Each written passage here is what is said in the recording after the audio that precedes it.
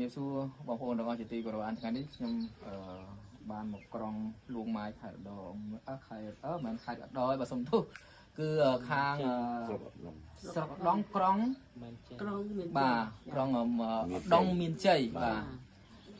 មកជួបបងប្រុសដែលគាត់មានជំងឺហៅថាដំបៅក្នុងកាពះបាទហើយគាត់ឈឺយូរឆ្នាំហើយ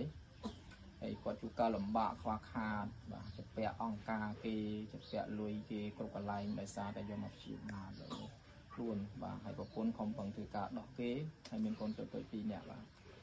ហើយគាត់ក៏បានឆាតទៅខ្ញុំដើម្បីសុំឲ្យខ្ញុំក្នុងការដែលស្វែងរកជំនួយជួយដល់គាត់ប៉ុន្តែយើងព្យាយាមក្នុងការផ្ដល់ជំនួយឲ្យគាត់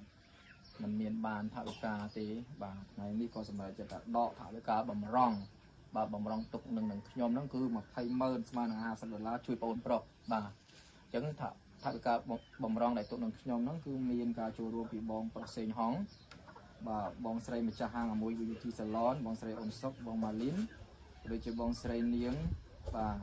សុពេណាបាទដែលបានទុកថវិកាសម្រាប់ចែកជូនបងប្អូនដែលជួបការលំបាកឥឡូវនេះគឺខ្ញុំដកបាទ200,000ក្នុងការជួយដល់បងប្រុសដើម្បីឲ្យគាត់បានប្រើប្រាស់ថវិកានេះទិញថ្នាំសង្កូវឬក៏គាត់ចង់ទិញអ្វីដែលគាត់ជាតម្រូវការចាំបាច់អញ្ចឹងបងប្អូនណាថវិកា200,000បងណាបាទនឹងអញ្ចឹងអូនអរគុណបងប្អូនបន្តិចណាខ្ញុំសូមអរគុណទៅដល់បងដែលបានម្ចាស់ជំនួយដែលបានជួយដល់ខ្ញុំឲ្យបានថវិកាដើម្បីមើលជំងឺបន្តទៅមុខទៀតសូមឲ្យពួកគាត់ជួបតែសេចក្តីសុខក្តីសុបាយនិងក្រុមគ្រួសារទាំងអស់បាទអរគុណច្រើនហើយនេះជាអ្វីដែលយើងបានចែកម្លែកហើយអរគុណបងប្អូនតែងតែទុកចិត្តហើយតែងតែផ្ញើថវិកាទុកសម្រាប់យើងចែកជូនដល់បងប្អូនណាដែលគាត់ជួបការលំបាកហើយនេះជាអ្វីដែលយើងបានធ្វើហើយជាចុងក្រោយជូនពរពុកប៉ែបងប្អូននៅរកទទួលទានមានបានជាសុខឲ្យព្រះអង្គគង់នឹងថែរក្សាចំណេះគណៈពេលនេះខ្ញុំចត្រារួមជាមួយបងប្អូនប្រសិនគុណសូម